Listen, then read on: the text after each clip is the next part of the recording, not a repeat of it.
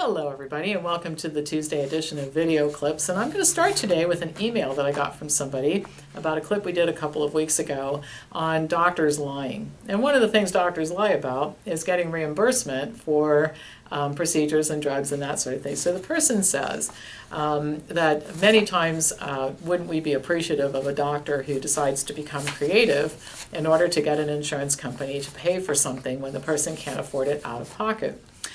And this does present an ethical dilemma in that I understand on the one hand somebody can't afford to pay for this and the insurance company refuses to pay for it.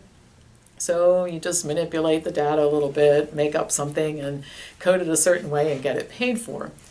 The problem is that any way you cut it, that's fraud, okay? And if you did it in the mortgage business, you end up in prison, really. I mean, that's how the laws have changed here, that, you know, if you decide to fudge something in a house inspection or a mortgage document or whatever, that's against the law.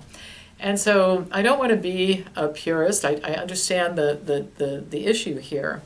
But my problem with it is that it represents fraud. And I'm sure it's being done in some situations where what is being, the reimbursement is being asked for something that is useless. Most of what goes on in medicine is useless and harmful, and that makes it even worse. I'm not sure I know what the answer to this is, but I think that when you create a culture where it's okay to lie about some things, it just doesn't take long to end up in a culture where you lie about a lot of things. It's that slippery slope thing that I talk about from time to time. And so I'm sorry, but I just can't condone it. I would be very upset here if somebody lied to one of our clients to get them to buy something here. I guess that's kind of similar. Even if we thought it was really good for them, if we had to lie to them to get to them to buy it, that would make me very uncomfortable. It would probably make that person not have a job here anymore. So anyway, I think there's a time that you just have to be principled. This may be one of them. The other thing I want to mention to you is we have summer semester is almost all set up, and we're going to do the diet and lifestyle course with the celebrity instructors this summer. Dr. Caldwell Esselstyn, Dr. Neil Barnard, Dr. Alan Goldhammer, Dr. Mark Schultz, Dr. Anthony Lim, Dr. Peter Bregan. I'm probably forgetting somebody, but we're going to have a long roster of celebrity instructors that, and Dr. Ralph Moss, who will be teaching part of the diet and lifestyle course. So we do this every couple of years when we invite the celebs, so it'll sell out. It always does. I mean, there are only so many people we can have in this class and make it work. So very shortly, probably next week, I'll have this all posted on the website, and we'll be ready to take enrollments, so watch for that. All right. Last week, I did a video clip on functional medicine because so many people asked questions, and this is sort of an extension of that. We're going to talk about the MTHFR gene mutation, which we get a lot of inquiries about that, and what it has to do with functional medicine is that functional medicine doctors test for it. There have been a lot of medical discoveries that have saved lives. Think antibiotics when they're used properly, and improved lives. Think about joint replacements when they're used properly. Many medical discoveries, however, have proven to have little usefulness, and an example is genetic testing. Even advocates for the practice acknowledge that we don't know what to do with most of the information we get from genetic testing. You get a lot of what they call noise. In many cases, the testing just turns healthy people into worried healthy people after they find out that there's some type of genetic abnormality. If we look hard enough, we can probably find something wrong with just about anybody, but it doesn't mean that people benefit from knowing about it. It appears that this is the case with the MTHFR gene mutation. More and more doctors are testing for it, but it's not clear that anybody other than the labs that run the test is benefiting from knowing that this that you have this gene mutation. The MTHFR gene produces an enzyme that assists in the regulation of homocysteine levels in the body. Homocysteine is a byproduct of the breakdown of methionine, an amino acid concentrated in land animals, dairy, and fish. High homocysteine levels are associated with an increased risk of atherosclerosis, blood clots, heart attacks, and stroke. It is estimated that as much as 50% of the population has some type of mutation of the MTHFR gene. Humans have two MTHFR genes, one inherited from each parent. In order to cause any detrimental effect on health, mutations must be present in both copies of the gene. But even when mutations are present in both copies, studies have not shown that the mutations are reasons to be concerned. Research shows that as long as homocysteine levels are normal, having the gene mutation doesn't increase the risk of heart attack or stroke. Some studies have shown a slight association between the mutation and venous blood clots, but most have shown no association. For people who do have high homocysteine levels, with or without the gene mutation, the best remedy is to increase dietary folate. Where do you find folate? It's found in plant foods, so a plant-based diet that includes lots of green vegetables is the best treatment. In addition to lowering homocysteine levels, a plant-based diet can improve other markers for cardiovascular health and lower the risk of a cardiovascular event. Women are frequently tested for the mutation, a practice justified based on the claim that women with the mutation have an increased risk of having a baby with neural tube defects. But most people who have the mutation do not have neural tube defects, and their children are almost never affected.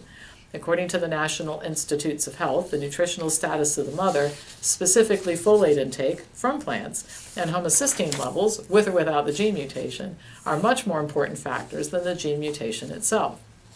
As for the claim that the mutation can increase the risk of complications of pregnancy, such as preeclampsia, placental abruption, miscarriage, and intrauterine growth restriction, a meta-analysis showed that there was no association between the gene and miscarriage and only a small increase in the risk of preeclampsia and placental abruption. Overall, the consensus seems to be that there are many factors that can increase risks associated with pregnancy, and more research is necessary to determine just how much, if at all, the MTHFR gene mutation actually increases those risks. There are no guidelines at this time as to who should be tested for the mutation, but the American Heart Association says that, quote, in the absence of elevated homocysteine levels, MTHFR mutations appear to have no clinical relevance. Therefore, one could argue there's no indication to perform MTHFR gene testing. In light of this information, why are so many people being tested for this mutation? Well, there are several reasons, and the same reasons why medicine invests so much money, time, and effort in so many other useless and harmful practices. You guessed it, the first reason is money. As long as doctors are paid for doing things instead of producing results, they're going to continue to find more things to do. It's not a good way to pay people. Fascination with almost anything new. Some doctors think that almost anything new must be a good idea, which is rarely the case. Failure to demand evidence of efficacy before adopting a new practice. The history of medicine includes hundreds of years of adopting new practices without evidence that they were effective or safe, and refusal to discontinue the practices even when the evidence is overwhelming that they're useless or harmful. That's a lot about what I talk about on this channel every Tuesday and Thursday when I come to you. Failure to consider the consequences of getting more information before recommending a test. The MTHFR mutation is common. As many as 50% of Americans have it. But the mutation doesn't change anything for most people. So people come in here hysterical. They go, oh my gosh, I've got the MTHFR gene mutation. I tell people, well, half the people in this building have it. They go, what? They think that it's some rare disease that they need to be treated for. Knowing about the mutation is useless for most people. Humans have difficulty forgetting about an abnormality, however harmless it may be, and that's one of the problems. When you look hard enough and you find something, it may not be that you just don't want to know about it, but it may cause you to feel uncertain and uncomfortable about your health. I love Gilbert Welch, who's written a lot of great books like Should I Get Tested for Cancer? Maybe Not, and Here's Why. In one chapter of one of his books, I don't remember what it's in, but he was talking about the more information is not always better. And at the beginning of the chapter, he says, I'm a curious guy, I'm a researcher, doctor. He goes, I like to learn things. I'll tell you something I don't want to know anything more about. Me. He said, because, I'm paraphrasing here, but he said, I'm a healthy person. I think I'm a healthy person. And I think my thoughts about being a healthy person help to make me a healthy person. So finding out about a lot of inconsequential stuff that doesn't mean anything is not particularly helpful. It's one of the reasons I don't hang out with doctors myself. It appears that the MTHFR craze is here to stay. A colleague recently informed me that a naturopath in her town tests all patients for it. I receive at least one email per week from someone who has the mutation, is concerned and wondering what to do about it. And a growing number of members are reporting that they have tested positive and they're seeking information. So, I encourage you to stay away from doctors unless you have a good reason for seeing them, such as symptoms that don't resolve after a few days, or an injury, or the need for emergency treatment. And then if you are, unless it's an emergency, the answer to anything somebody wants to do to you, a test, a drug, a supplement, a diet, whatever, is say, listen, I'm willing to consider things. I'm really interested in health, so please turn over those studies that you've accumulated that show that this is a good idea. And I'll review them, do some research on my own. I'll get back to you and let you know. And guess how many people can cough up those studies when asked for? Very few. And the reason is most people are just repeating stuff that they've been heard, and this includes doctors, and particularly functional medicine doctors who are big on this practice. All right, hit the subscribe button. As usual, pass this on to anybody who you think would enjoy watching it, and I will be back to you on Thursday with more news.